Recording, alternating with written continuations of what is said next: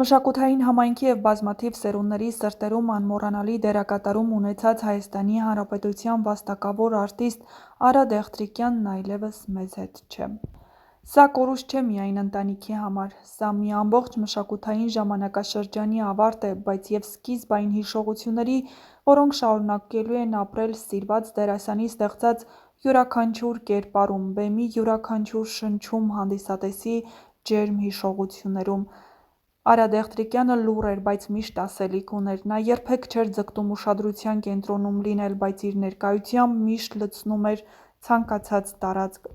Դերասանի դուստրը Մանան Դեղտրիկյանն առաջին անգամ հոր կորստից հետո գրառում է արել Ինստագրամի իր էջի սթորի բաժնում. «Հայրիկիս հոգեհանգիստը տեղի կունենա մարտի 21-ին ժամը 18:00-ից 20:00 Կոնդի Սուրբ Հովհաննես եկեղեցում։ Վերջին հրաժեշտը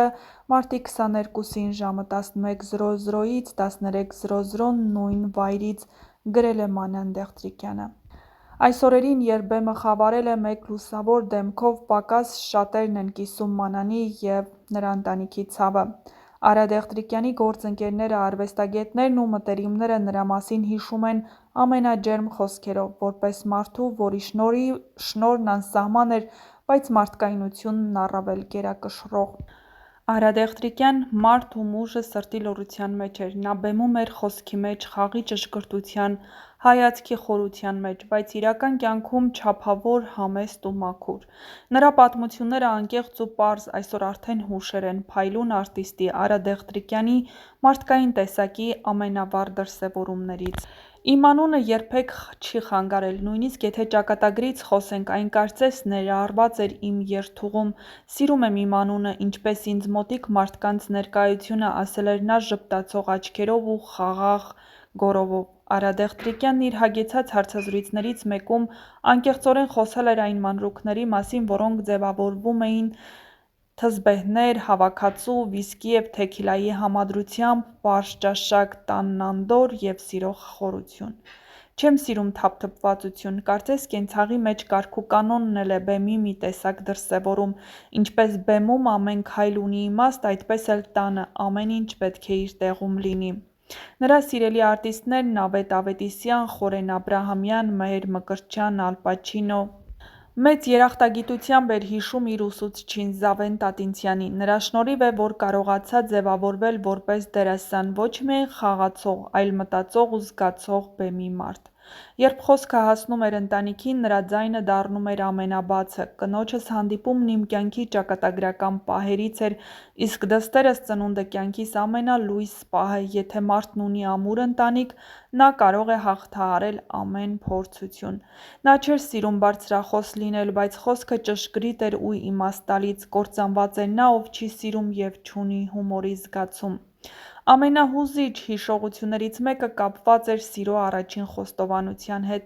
Ինստիտուտից հետո հեռախոսով ամուսնության առաջարկ արեցի կնոջս։ Նա մինչև հիմա ասում է՝ ամենառոմանտիկ առաջարկը, բայց ամենաանկեղծը հենց դա էր։ Վարդեր գնելուն վերաբերող պատմությունը բակը գեղեցիկ վարդերից մինչև 20 օր չթառամող ծաղիկներ նկարագրում էր ոչ միայն մի դրվագ, այլ մի ողջ վերաբերմունք կյանքին, սիրուն, իր կնոջը։ Արա Դեղտրիկյանը ոչ միայն դերասան էր, այլ մի փիլիսոփա իր կերպարներով, իր խոսքերով, իր լուռ օրինակով։ Նա ապրեց բեմին նվիրումով, բայց ավելի կարևոր ապրեց որպես մարդ, ով սեր ու ջերմություն էր պարգևում իր շրջապատին։ Եվ այսօր, երբ նա լռել է, նրա խոսքերը շարունակում են հնչել հիշողությունների մեջ, ինչպես թզբեհի ձայնը լռության պահին։ Նա իր առաջին սիրո խոստովանությունն արել է ապագա կնոջը բանակից վերադառնալուց հետո ինստիտուտում։ Խոստովանել նաև, որ սիրում է անակնկալ մատուցել ընտանիքի անդամներին։ Երբ նոր էի ամուսնացել, մի սեփական տան բակում գեղեցիկ վարդեր տեսա։ Տիրոջը շատ խնդրեցի դրանք վաճառել ինձ։ Կինս ասում է, որ այդպիսի վարդեր մինչև հիմա չի ստացել, դրանք ավելի քան 20 օր չէին թառամում։ Միշտ ցանկացել եք, բայց չեք հասցրել։ Հարցին դերասանը պատասխանել է՝ չկա նման բան, նույնիսկ մի փոքր ուշացումով միշտ էլ արել եմ ուզածս։ Եթե կյանքից հետո կյանք կա, ապա ես ռեալ եմ նայում նման հարցերին, ապրում եմ այս պահով, բայց եթե նման բան կա, ապա կցանկանայի, որ այդ կյանքն էլ հետաքրքիր լիներ։